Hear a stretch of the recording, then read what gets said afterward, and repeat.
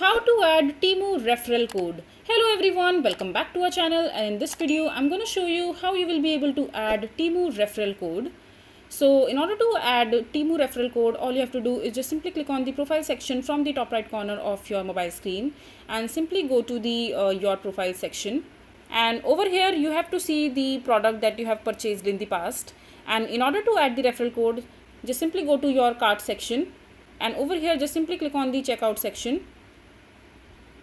And while you're making the purchase, you just need to copy a referral code over here under the enter coupon code section. Just simply paste the referral code, and so you can add this particular referral code right here that I'm showing you on my screen, and just simply add this particular referral code and you are done.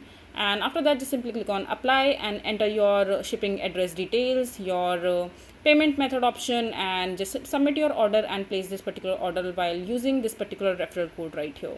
So this is basically how you will be able to add referral code to Temu. I hope you find this video to be helpful. So that is it for this video. If you find this video to be helpful, make sure to hit that like button and don't forget to subscribe to our channel for more such informative videos, and I'll see you the next time.